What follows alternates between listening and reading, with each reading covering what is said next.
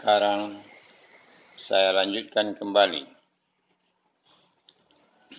Bab keempat. Luak nan tuo. 1. Indrajati Datuk Ceti bilang pandai. Waktu bergulir terus dari sehari ke sehari. Sudah bertahun-tahun lamanya. Indrajati Datuk Ceti bilang pandai mulai membicarakannya dengan Sri Rajo Datuk Suri Dirajo di Pasumayam Kota Batu, Pariangan. Kalau beliau ingin memulai penjajakan untuk menaruko Luak nan tuo dan membesarkan anak-anaknya di sana. Sesudah dibuat kata sepakat, diutuslah seseorang untuk menjemput Warmadewa Datuk Bandarokayo di kediamannya yang tinggal di Luak Pariangan juga.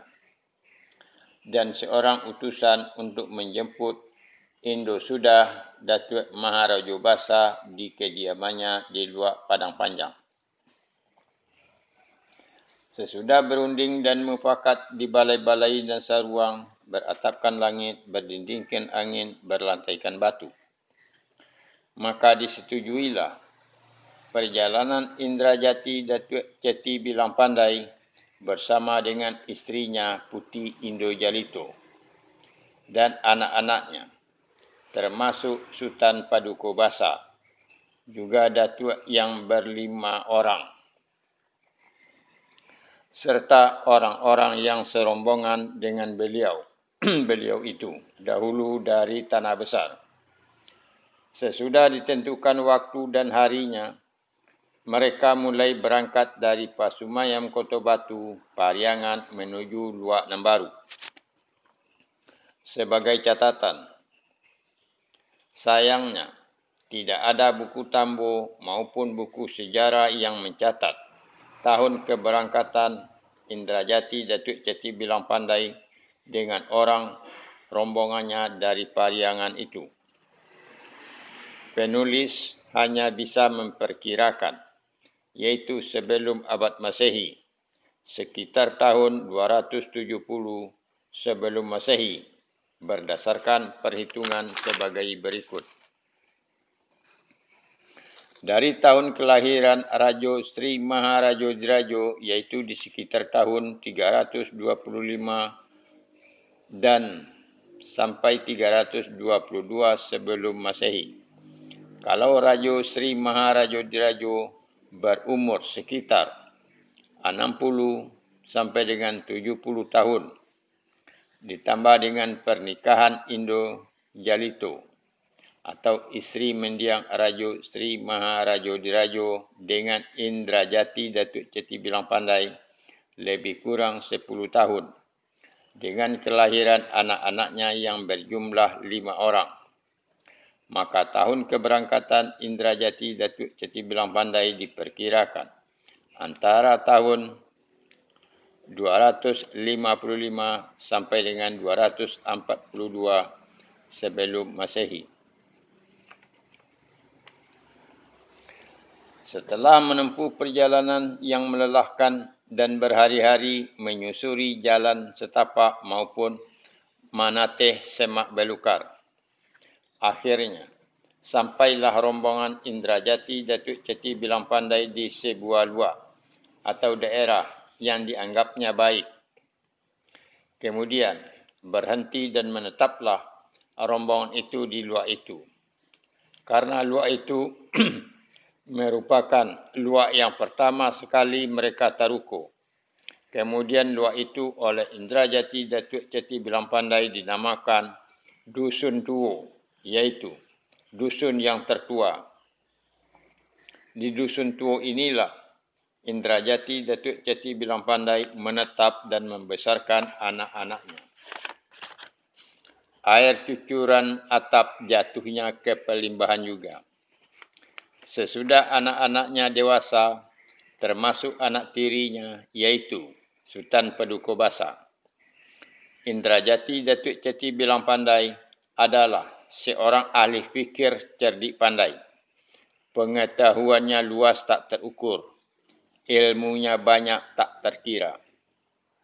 Buah fikirannya banyak terpakai semasa Rajo Sri Maharajo Dirajo memimpin pembentukan Luak Nantigo. Bersama Sri Maharajo Dirajo sewaktu mereka berada di puncak Gunung Merapi. Jadi tak heran kalau anak-anaknya yang beliau didik selama ini menjadi orang-orang yang arif bijaksana, syarat dengan ilmu pengetahuan, baik ilmu luar maupun ilmu batin. 1. Sultan Paduka Basa. 2. Jatang Sultan Balun. 3. Putih Jamilan. 4. Sikalap Dunia. 5. Putih Reno Suda. 6. Mambang Sultan. Anak dididik siang dan malam. Siang diberi berhakikat dan malam ditempa dengan makrifat. Siang diajari ilmu lahir dan malam dilatih ilmu batin. Air cucuran atap jatuhnya ke pelimbahan juga. Begitu juga dengan datuk yang berlima, iaitu 1. Sangkalo Datuk Tentejo Gurhanu. 2. Sari Alam Kuching Siam Datuk Rajo Alam Sati. 3. Sari Dunia Kambang Hutan Datuk Rajo Alang Gumanti dan Sati. 4. Indo Jati Harimau Canba Datuk Maharajo Suri. 5. Reno Suda Anjuang Mualim Datuk Rajo Mantari.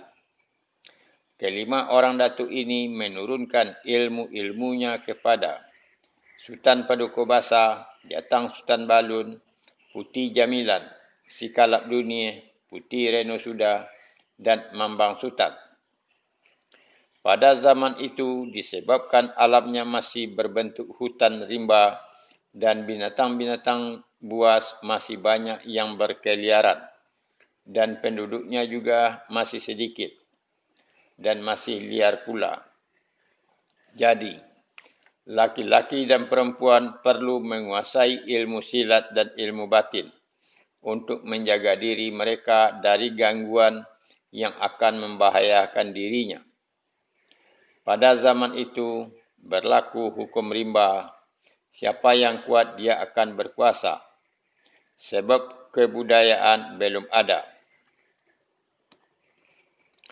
Lengkap sudah ilmu pengetahuan yang diterima oleh anak-anaknya, juga petunjuk tentang pembuatan Luak Nantigo, agar pemekaran wilayah cepat terwujud dan penyebaran penduduk cepat merata. Yang merupakan cita-cita Rajo Sri Maharajo Dirajo yang harus diteruskan oleh anak-anaknya dan generasi berikutnya. Walaupun beliau sendiri sudah meninggal dunia. Selama itu, pertumbuhan penduduk terus berkembang. Indrajati Datuk Ceti Bilang Pandai mulai menimbang dan memikirkan tentang anak-anaknya yang sudah dewasa dalam penilaian Indrajati Datuk Ceti Bilang Pandai. Sultan Paduka Basa, Jatang Sultan Balun dan Sikalap Dunia sudah patut dan pantas diberikan gelar pusaka adat berupa datu karena sifat dan kepribadiannya sudah memenuhi syarat seorang pangulu atau pemimpin. Sedangkan Mambang Sultan masih terlalu muda untuk diangkat menjadi pemimpin.